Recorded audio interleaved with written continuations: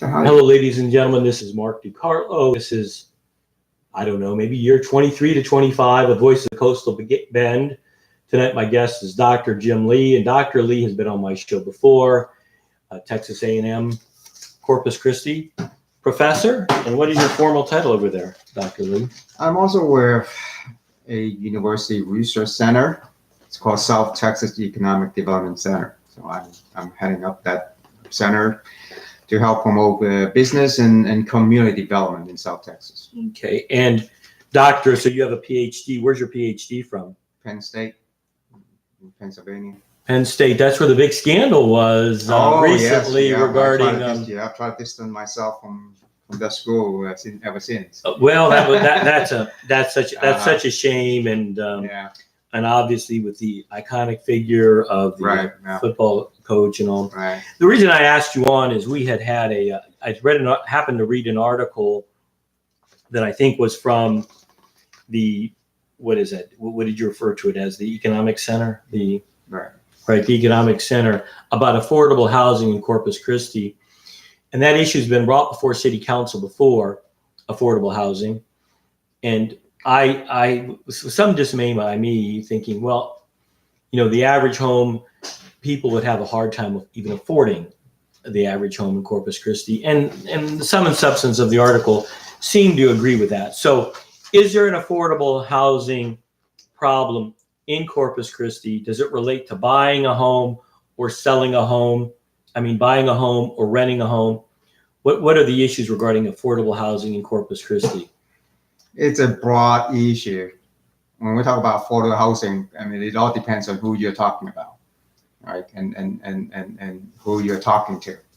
And for the house, for I would say half of the population, housing is very affordable. Okay, and then especially for those families making more than $250,000, not a lot, but we do have some. It's super affordable. More than how much? More than $250,000 a year. More than 250,000. Right. Okay, I thought you said 20 to 50,000. No. Okay, so obviously, anyone making over $250,000 a year could afford a home here. Is that common? I mean, I would think most areas, if you make over that amount of money, you would not have a problem. That's right. Affording a house. Well, actually, for that, the super rich, I think we can call them that way. Mm-hmm. They have to buy down in the sense of buying homes that are cheaper than what they can afford. Okay, so that's not a problem for them. Right. Okay, I mean, the problem is it's like, wow, they would prefer something even better. Mm-hmm. Okay? But obviously, the problem is for the lowest income family segment.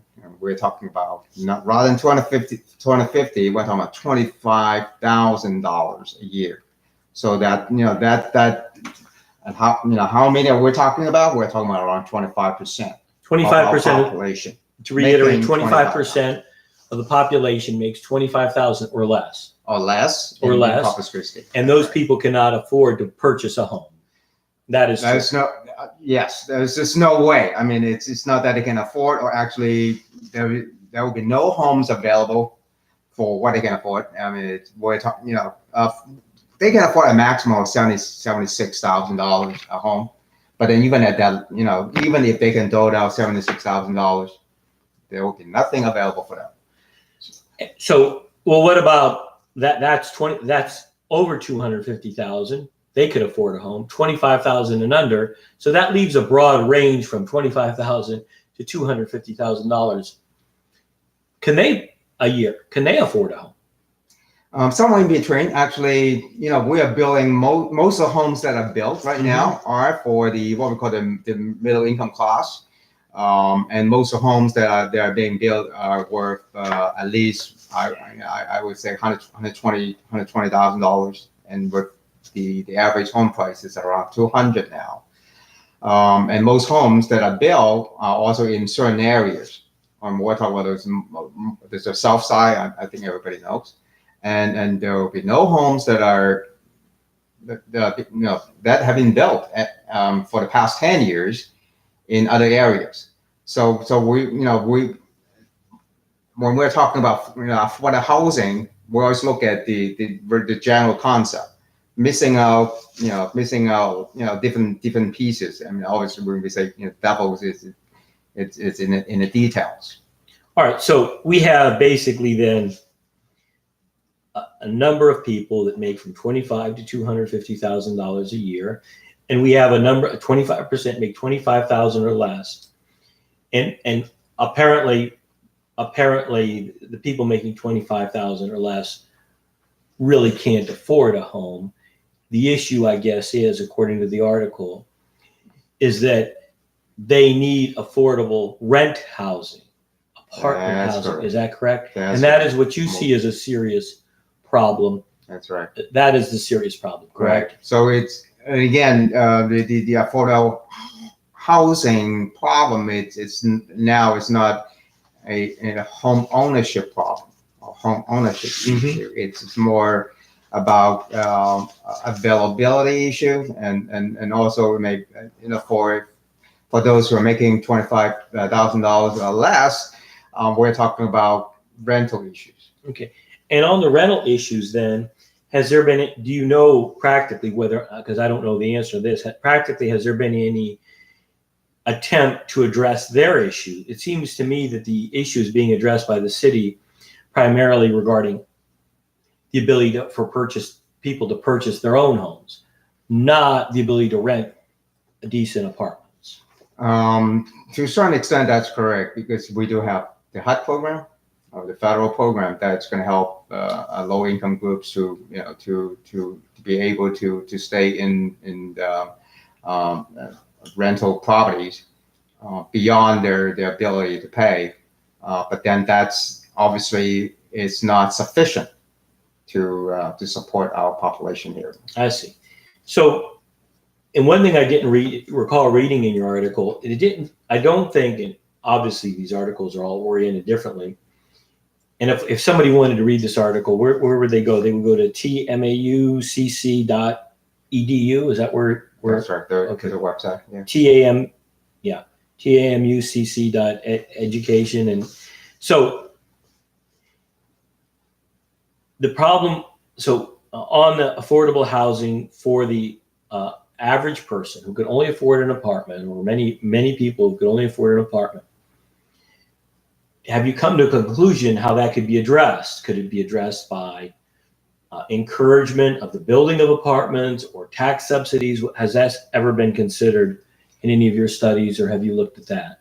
Well, in economics, when we say we don't have sufficient supply of anything, we call it market failure. So, we cannot rely on the free market to provide either housing or rental units.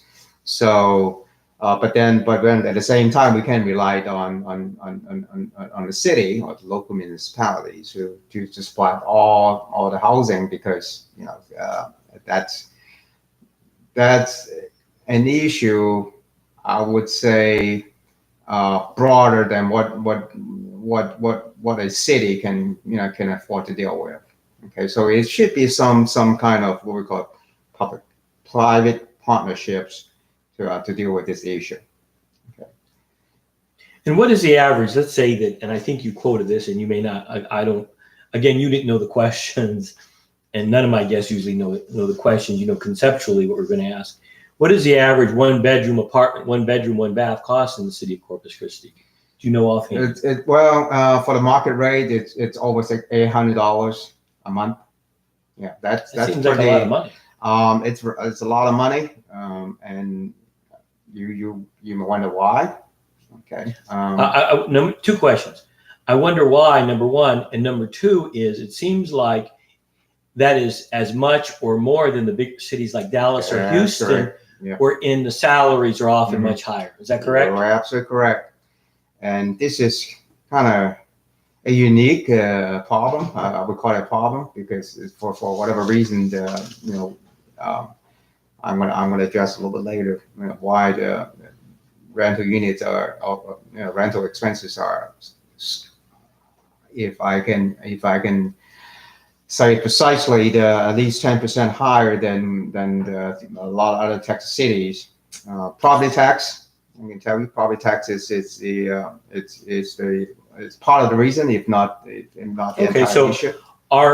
Our rental, again, to reiterate, our rental in Corpus Christi are 10% or more higher than in maybe other comparably sized cities That's correct.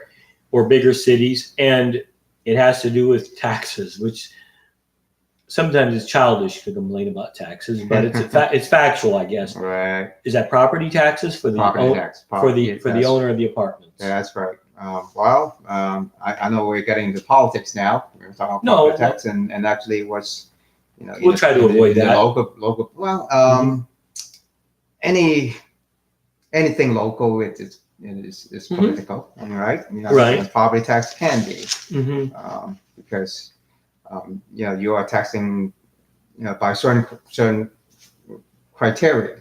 Yes. And so that will have different impacts on different socio-economic groups. So that becomes what we call political. I see. Well,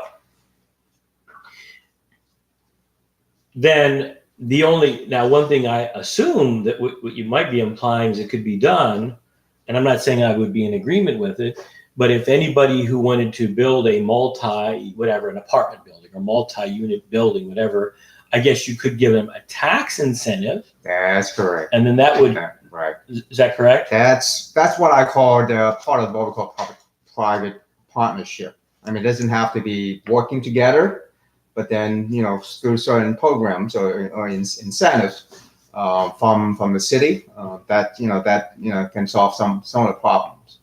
Right. Okay. So that's one solution. And practically speaking, then, is the home, I don't think that it is, but it's an aside, because I'm here in the inner city, I've seen an increase of the homeless problem here. Could you intelligently or fairly say whether or not the homeless problem is connected to this affordable housing problem? Are there people that are homeless because they can't afford an apartment, or do you know? We actually have a census for the homeless people here. How many?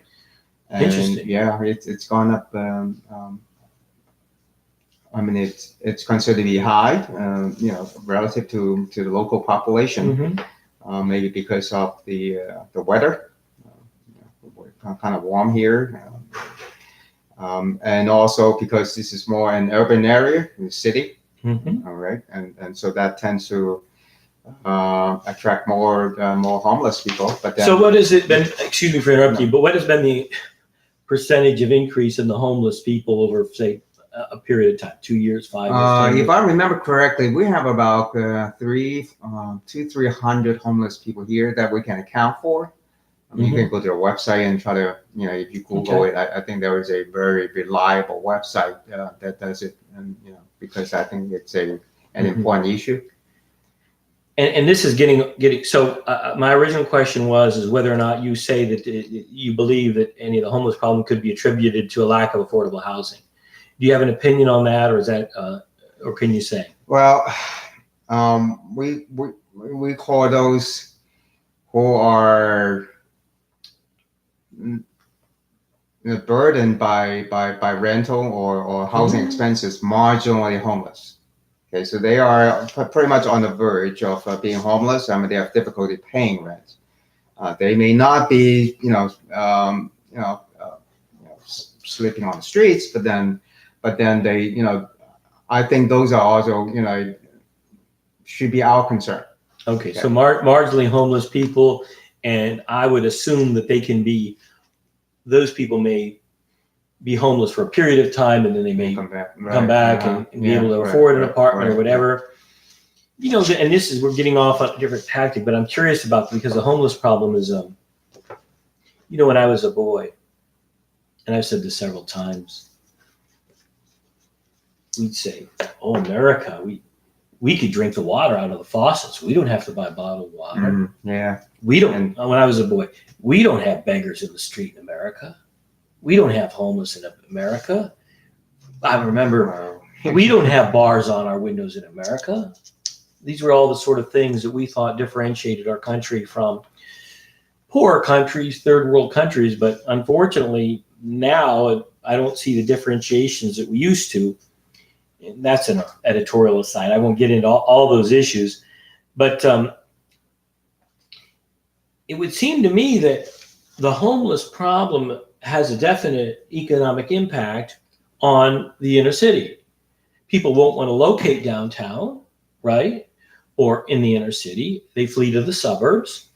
And or there may be even a way, because I'm not an economist, but I took a couple of economist courses, there may even be a way you could somehow economically determine, well, these people are defecating in the streets, and or the cleanup and the sanitation costs and the police costs and the cost for the local businesses.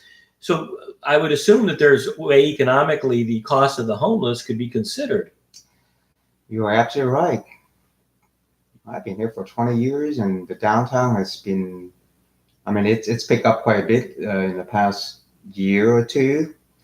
But I can tell you the homeless and panhandlers are the biggest issue for the reason why downtown has not been moving forward as fast as it could have been. Everybody said, I would say, every visitor who comes here, you can say, well, why don't you go one block off Ocean Drive or Shoreline, it's a different world. Right. And also the homeless problem. Everybody realized that. But it's very concentrated, and for obvious reasons. What about the solution? Is that an economics? You know how they solve the problem. The city solves the problem. It's just amazing that I'm seeing you just today, just half an hour ago. I was I parked right outside the city hall, and then we have police. Oh, it's just terrible. Patrolling the area with little mopeds, and then they just drove move them. Just haul the somebody sitting right on the side street on the curb, and then I said, well, that's one way to just move the homeless somewhere. Well, is there any? But have there been studies or impacts on these homeless and how to solve the problem?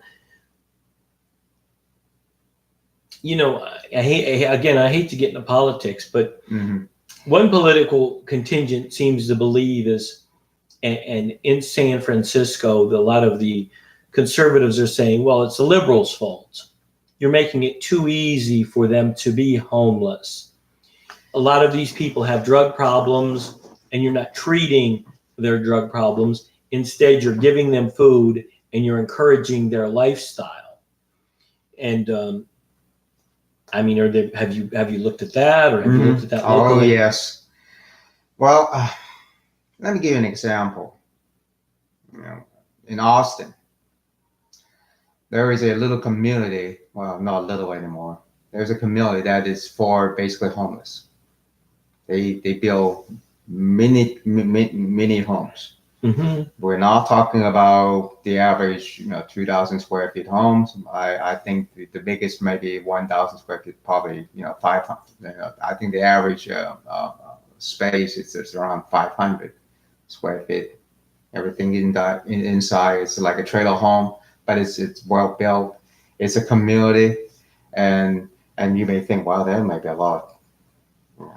The crime rates inside the community should be very high, right? But no, it's exactly the opposite. So that is the good model. I'm not quite sure. We can see that here, but it's. But so you think that would be cheaper than actually leaving these people on the streets? You're absolutely correct. When we talk about the cost, what is the cost? Okay, cost. It's not just like the cost of living, but then now you're talking about the external cost that on I mentioned about tourism. Okay, on local businesses. Okay, and also the cost of paying for police patrol.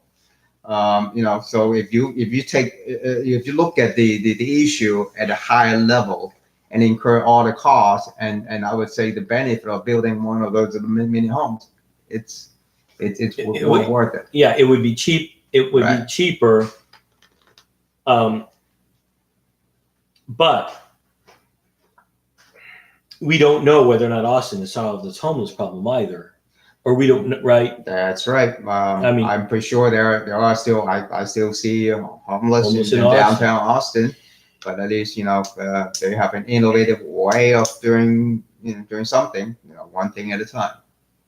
So all right. So we did discuss affordable housing in Corpus Christi, and it is a problem for people who want to afford apartments, and that the homeless people are often they're what did you refer to them as, marginally or something, Right. homeless, and you do think there's a attributable cost to the community for these people being homeless, correct? That's correct. Yeah, you're right. Bringing up the meaning of cost, right? Right. And most of us don't think homeless costs us anything. And economics kind of overlaps into, well, it is one of the social sciences, right? Is economics It one of the is. social It sciences? is. Yeah. All right. it So is. what about this idea that the conservatives say, look, the more we give them, the more people are going to come. The more people are going to come, and it's kind of like it feeds into the immigration issue, which I told one of my secretaries. I said, well, okay, you have a heart for these poor people from, kind of third world countries. Well, okay, that's all well and good, but let them all come, and then we'll all starve. So, I mean, there has to be some degree of wisdom, Right. wherein these people have to, arguably, they have to regulate their own countries better, so they can stay because they're just as nice as the Americas, and Mexico in particular, in some respects, is nicer than the United States. Yeah. So they're coming here. So, well, okay, we'll just, and on the left side, is they're saying, well, we feel sorry for these people, let them come.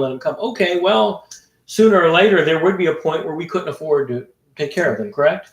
That's right. That's my first impression when I heard about that homeless community in Austin. Right. Well, hey, come on, everybody. If you hear that, why wouldn't you go there? I mean, I don't even think of going over there because I say, well, it's almost like right, expensive, free community, and Mhm. and why wouldn't anybody want to go there, right? So yeah, you're right. But then after 3 years, I think that the community is still doing well, and so it's but again, I mean, 3 years is not. We're not talking about Well, the community is doing well. I guess the question is if we could determine, we would need a professor there maybe that studied Austin to see Right. whether or not the number of homeless has remained stable or has increased since that.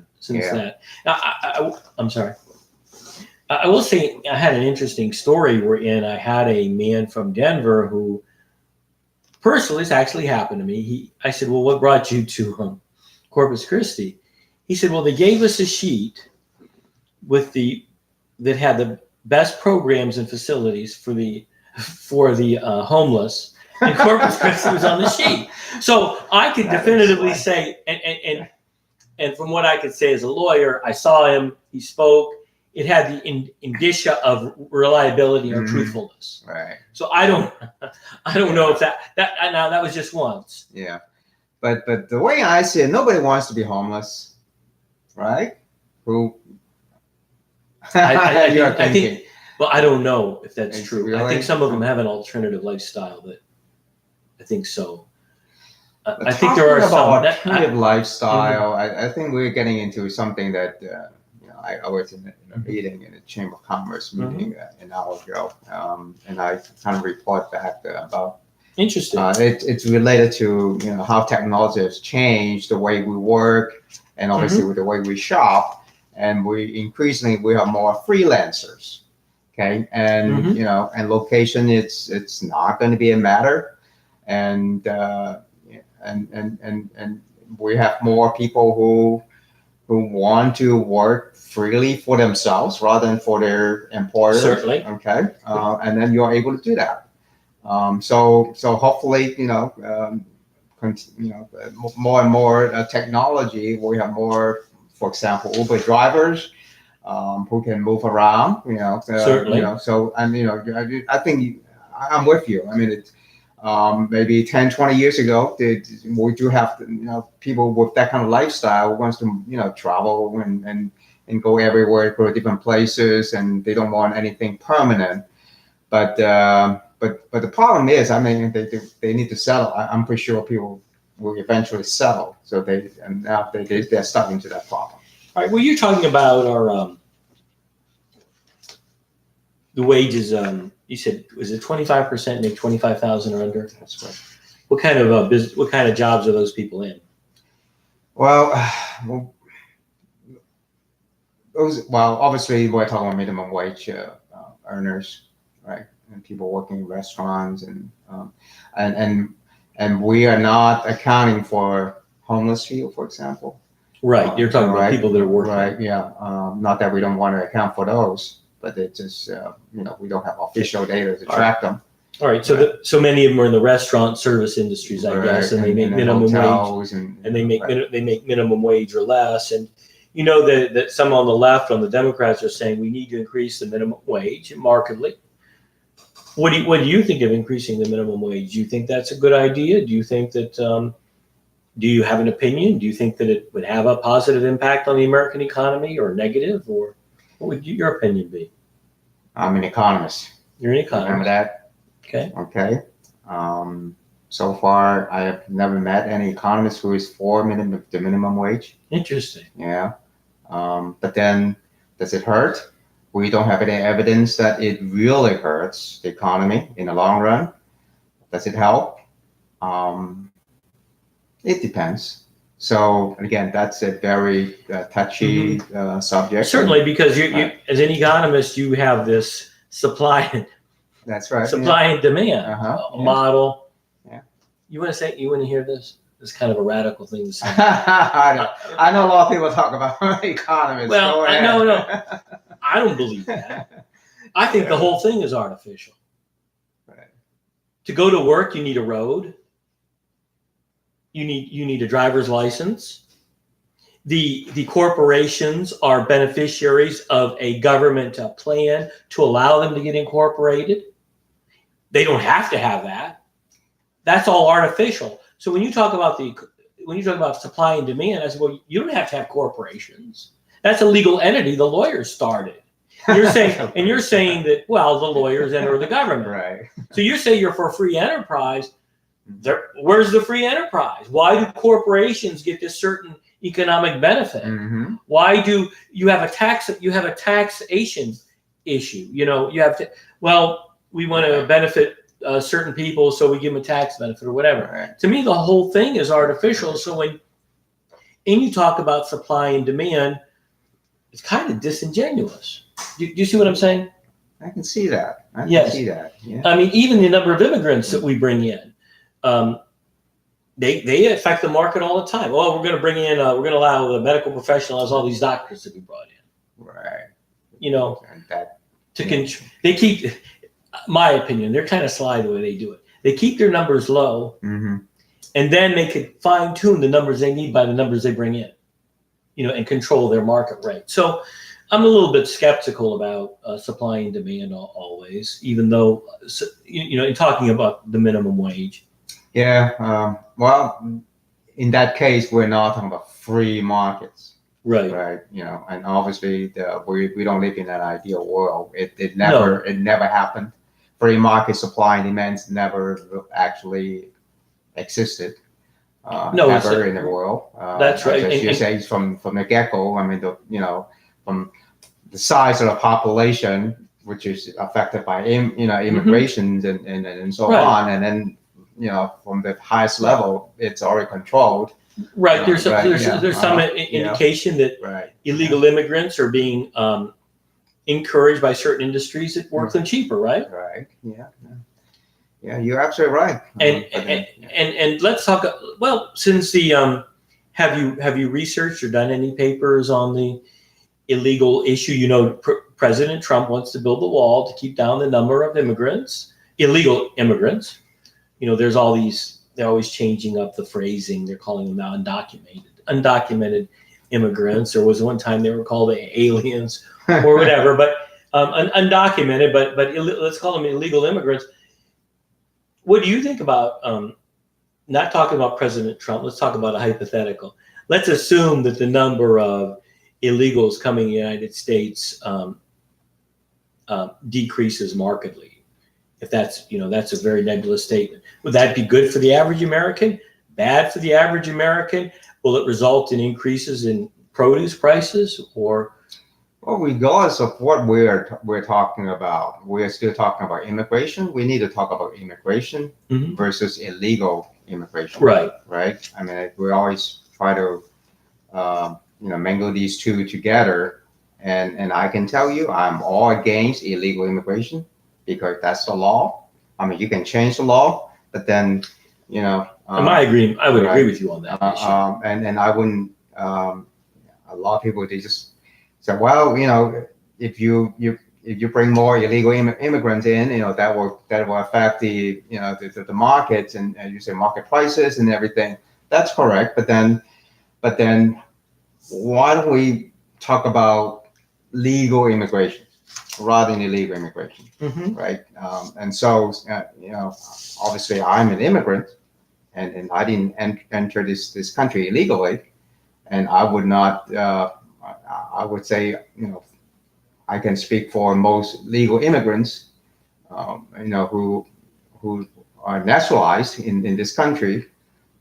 We don't want people to come into this country illegally, right? I mean, everybody has to come in this country through the proper channel, so that we know that those people are reliable, to work to begin with. So they're right? vetted. They're vetted in Right, terms of their education and or their health and or money they bring into the country. Right. Correct? Yeah. So again, I always want to draw the line before we want to talk about illegal immigration, because I can tell you I'm all for the illegal part. I'm not against the immigration part of the story.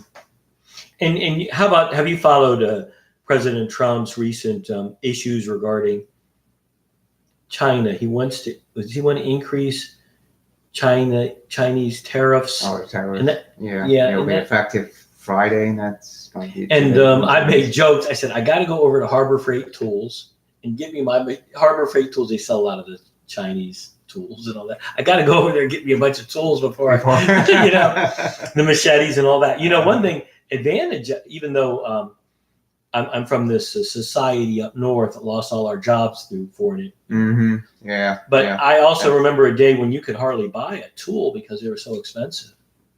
Now it's cheaper for you to get the tools than have somebody repair it, right? To fix anything that's broken. Right. Yeah, that's correct. And so did you specifically follow, though, and the show, regarding what President Trump wants to do, how it will affect the economy? Do you have any opinions on it regarding the Chinese? And again, that's more a political issue than economic issue. I think we all understand. I think President Trump understands tariffs actually hurt us. When we impose a tariff, it affects the consumers. It affects business, the local businesses. And then why is he doing it? And again, that's that's what we call politics. And so it's more political than economic, you think? Yeah. Oh yeah, In the end, I'm pretty sure looks like China is backing down on a lot of things, and they already started making big reforms of the whole economy, and that's a good thing. So China is heading in the right direction in terms of speeding up a lot of things that wouldn't have happened without this trade war going on. I mean, just speaking as a layman, what they've done has been brilliant in terms of productivity and in terms of selling their products and manufacturing products and becoming kind of the manufacturing center of the world. It's been brilliant, right? It's hardworking people. I wouldn't call that brilliance, but. You think there's well, I mean, just look at Alibaba and different ways things are marketed. I don't know. I thought it kind of brilliant. Well, China hasn't had anything created new so far. I mean, Alibaba, it's the same as Well, that's Amazon. funny. I know. That's You funny. say Alibaba. That's right? funny. Yeah. Uh-huh. No, Alibaba. no, is they're the great same. imitators, right? Exactly. They imitate everything. Everything. Just think of, anything that you see in China, there's a counterpart. Earlier. But is it Uh-huh. but in a way, in talking of the Asian countries, the Japanese may be greater imitators than the Chinese. Is that right? In the past, yeah. In the past, is that yeah. correct? Yeah, but they, well, that's part of what we call the. I think they imitated the Chinese culture.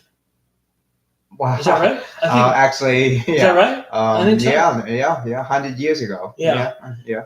Well, Yeah. all right. amazing. Well, and I know you're Asian. What country? Oh, not even a country, but now it belongs to China. It's Hong Kong. Oh, okay, Hong Yeah. Kong. It's, I see. It's- Well, that's it's, that's very prosperous. right. It's a very different economy, a very different. Again, I can call it a country. Okay, it's a what we call a special administration area. So, yeah, they have a very special relationship with China. Has given them a certain degree of autonomy, correct? Yes, but it's the amount of autonomy has decreased substantially in the past year. It was And, unreal. it's for me, it's predicted. That's how it goes. From Yeah, it's part of China. and that's politics, I guess. Yeah. One of the papers that you changing subjects. One of the papers that I had seen, the Technology in the Regional Workforce Economic Pulse 2019 issue. How has technology affected our regional workforce? So, how has it? Well, That's a big question, but right. Obviously, what the audience is seeing right now is affected by the advance in technology. yeah, absolutely. Right. What we do has just changed our job description. On a high level, probably hasn't changed, but the way we do things have changed. I think you downloaded a copy of the newsletter. Actually, it was done basically in less than 5 minutes. I basically copy and paste it over. And I remember when in 77, 78, when I was doing, or 78, 79, doing public relations, we used to cut and paste. Literally Cut and paste with glue sticks in order to get a newsletter. Right. Instead of. Yeah. So our workforce, I would say, obviously everybody knows that, a lot of jobs will be eliminated. But then, that seems to be a crisis. Right. So it's just amazing that from that article, we're saying that half the jobs will disappear in the article years, said right? that half the jobs are going to disappear. Right. So, wow, my God, this we're talking about, losing half the employment. Is this what we're talking about? Actually, there's a little catch in there. And then obviously we're going to create new jobs.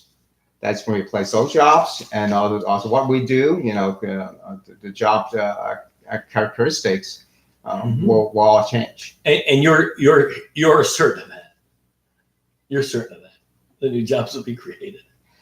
Well, that's history. Have you seen some of it? That is history. Yeah. But have you seen some of this historical or dystopian science fiction wherein people are displaced by the robots? They have nothing to do, and they lose their. Yeah, I don't. You're not buying that. Oh, no. So think about 100 years ago. Before we had the light bulbs, and electricity, and then obviously there was a prediction that the light bulbs and the electricity will displace a lot of workers. We don't need people anymore. Does it happen? It doesn't happen, right? It never happened. So yeah, things will change. No, it doesn't happen. I know the economists don't necessarily, but there's a lot of, there are people that are, unless they want to move, there are people that unemployment rates go up in certain parts of the country when certain industries in that end. They go up markedly, right? Correct. That is correct. And there's, right? That's the geography of this transformation. And I have a newer article that talks about the fact that it's not playing out in favor of public security, and for certain reasons. I think our workforce is not uh, technology ready as much as us like some areas like Houston or Austin or even San Antonio.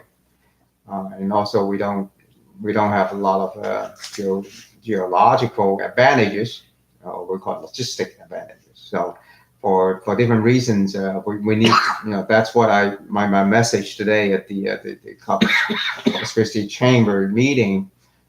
We need to, be ready, for this transformation, for all the technologies. And so, Well, how are we going to be ready when, I mean, again, you don't have to get engaged in any of this, but obviously everything is set up towards the petrochemical industry.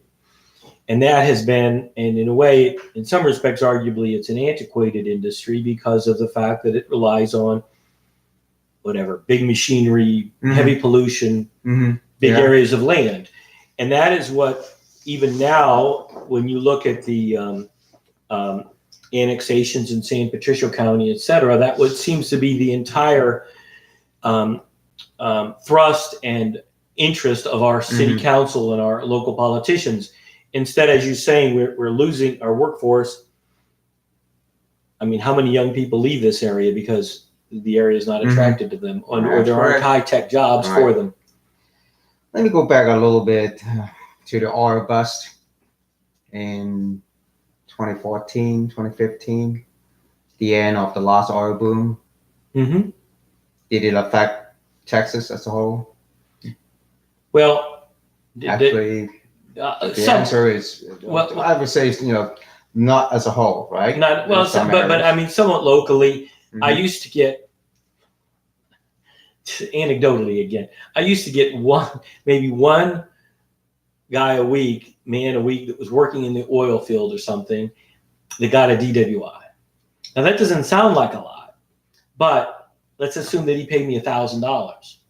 $1,000 a week is $4,000 a month. $4,000 a month that I don't have to advertise for, and I have a set cost. So that was quite a bit. That's quite a bit of additional without any additional work. So anecdotally, when the guys were really working in the oil field here locally, I said, "Well, this is pretty."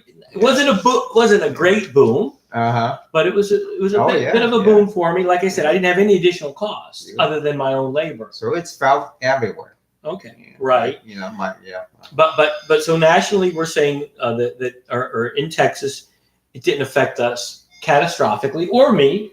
Once it bust, I was able to absorb it without too much of a problem. But there was a big impact. I would say that the impact on Corpus Christi is even greater than the impact on Houston. Okay. Houston is an oil town. Everybody knows about it. But the impact on Corpus Christi, we are still. I'm sorry to tell you that the last number for Corpus Christi, we are still down because of that. For the whole area. I don't think it's interesting because I don't think most of us are aware of that. Right. In other words, that oil bust but it really wasn't what it was. I don't know that much about it, but we were told about peak oil. Then all of a sudden fracking comes out. Right. And I remember having a revelation about that. I'm saying, well, I was up north. I said, well, they're fracking in Ohio. They're fracking in Europe. They're fracking. I go, oil's got to come down. And I was going to talk about try to short it, but you know how that goes. But whatever. So that affected Corpus Christi, but we still have that oil. It's just too cheap to develop. Is that correct? That's correct. Yeah. It's always there, and it's a ways for us to actually exhaust all the oil reserves. But again, it's not just a national market, a local market. It's a global market. So that's why it fluctuates so much over time. So, well, if you had politically, you hate these questions. Is there anything that we could do to increase the number of technological jobs, or to make the area more attractive to whoever it is, Microsoft and/or Apple and/or Dell and/or something more high tech? Right. Obviously, Microsoft or Dell will never come down here to Corpus Christi, right? Well, between Well- you and me, right? Well, But we Go learn. At least I learned a lot from San Antonio. Okay. And during the the last all but we're talking about 1980s. In San Antonio stuff, so that's we did way as Corpus Christi. But during the most recent one, from 2014, 2015, it didn't.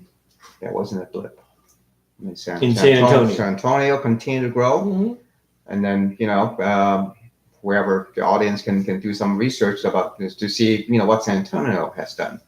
I mean, that's a very good example. Well, what have they done? You must know. Have an idea. Well, they actually that would be the biggest driving force for what was happening behind the entire Texas. To diversify the workforce, okay, to increase the skills. It's easy for me to say, okay, but then But we have a major Texas A&M University, Corpus Christi, that we didn't have years ago, and it did not have nearly the number of graduate students that it had. right. So you have that is a tremendous, but they are leaving because they're there, but they're leaving. They're leaving because there's no jobs, and or That's they're not right. attracted to the area. Well, as you said, the university is able to retain no more than half. I would say about 1/3, the most of our graduates in this area, and this is we're getting into the most problematic issue, the catch-22, right? And because you mentioned that there are no jobs here. Mhm. Around here, everybody goes to Austin, everybody goes to Dallas or Houston. Well, right. There's nebulous factors involved too that I don't know that the economists ever talk about. If you have a city that has no appreciation for art, no appreciation for culture, there's no glamour. Mm-hmm.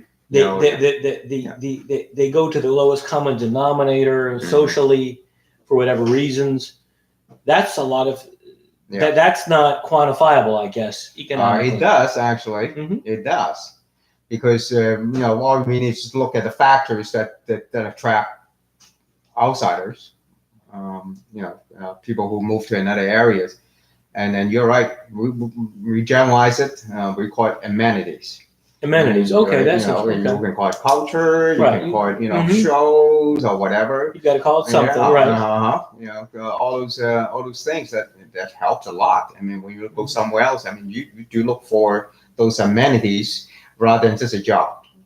Okay, and Right. probably people, you're right. I mean, it's the job opportunity in Austin is greater, but then obviously Austin, I'm pretty sure it's perceived as an area with a lot of amenities. You have a lot of Right. exciting entertainment. Right. Shows, Right. right. That's what people talk about. Right. And I think they've done a pretty good job at getting keeping up those amenities Right. and increasing them, whether it's Right. South by Southwest Right. Festival, etc., which is kind of they Right. focus on Yeah. high tech. They don't focus on perhaps some passed away movie stars or passed away singers. Aquariums. Mm-hmm. And then, remember, this is the best in Texas. Well, I think the U.S. So- anyway. And then, but we do have something to market. Let's talk about marketing the beach or the resort area. Have we done I mean, that there's much. Have you ever discussed at the Chamber of Commerce? Say, look, we have this. Was that within your purview of discussing the marketing being on the shore, etc.? Not really, but then in the past we had some big developments.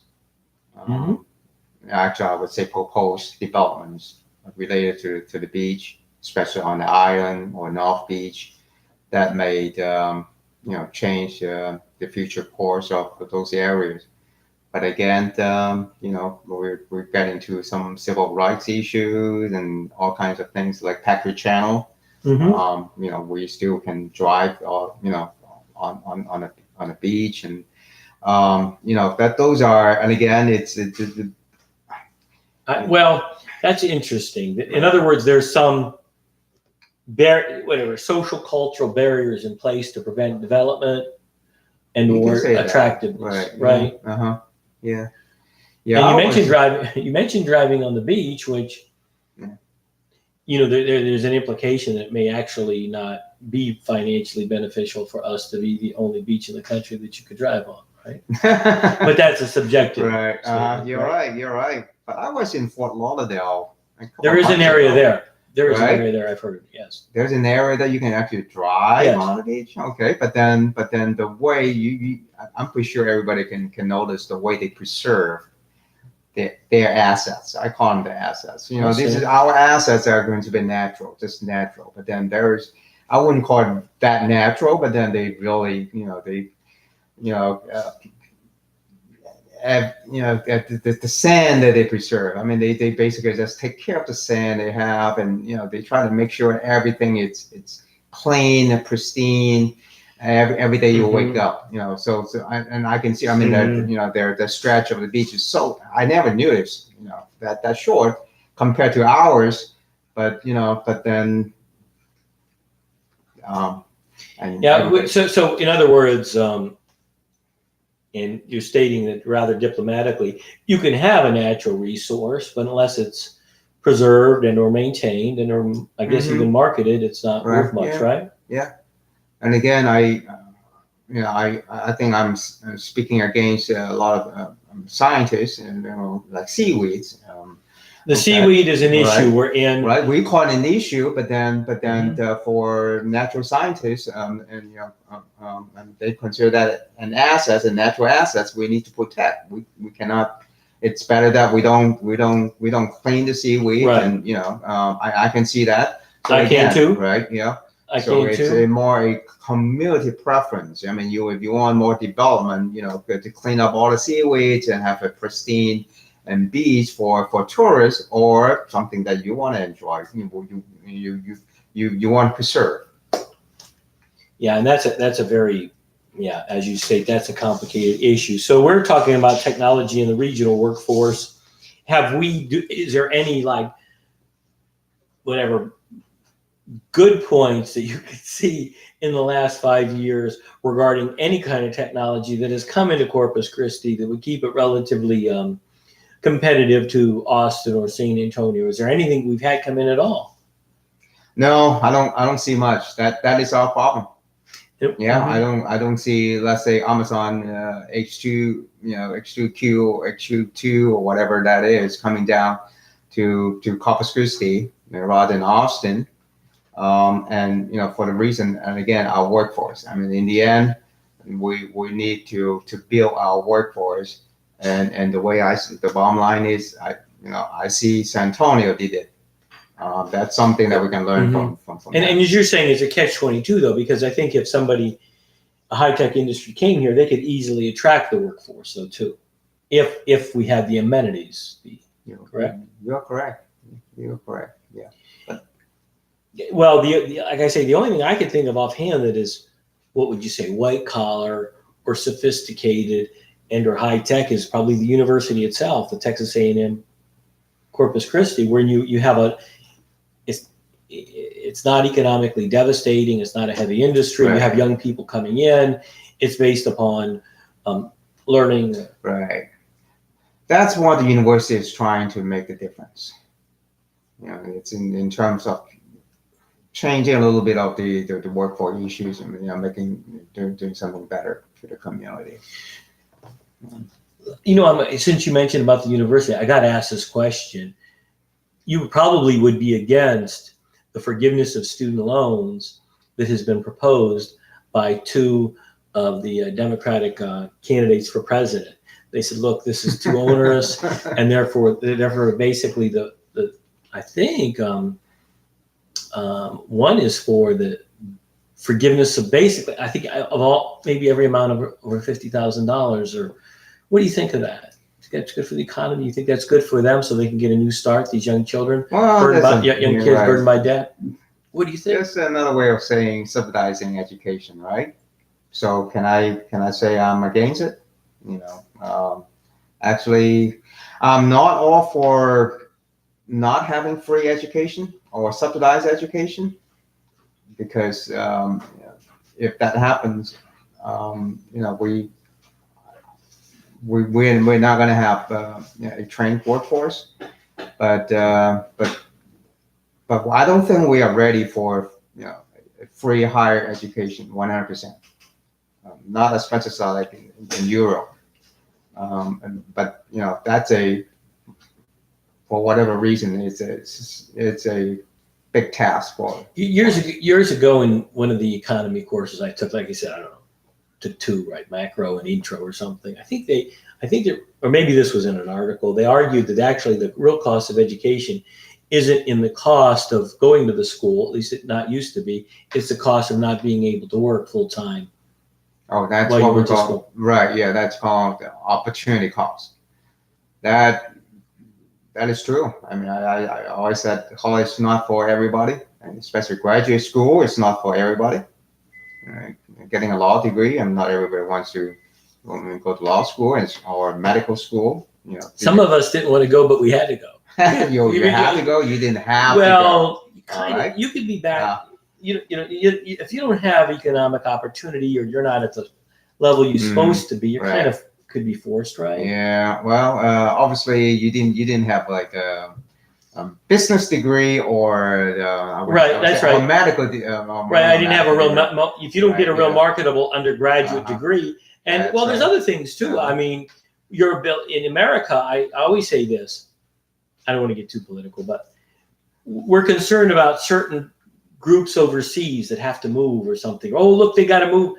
I say in America, people are expected to move from whatever it is, Maine to California, and they move. And they're expected to. I think you're expected to if you want to succeed. Isn't that correct? I mean, you went to school in Pennsylvania. Why didn't you? I can't even remember where Penn State is located. Right in the middle of nowhere. You can't get it. You could not get a professional position as an economist to save your life. Yes. Right. Yeah. You're right. I interviewed in different places in Pennsylvania, but then eventually I settled in the Midwest, and then now down to Texas. And you're right. I said that if you want more opportunities, you have to expand your horizon, wherever it takes. It doesn't have to be United States. I mean, it can be Europe or China or right.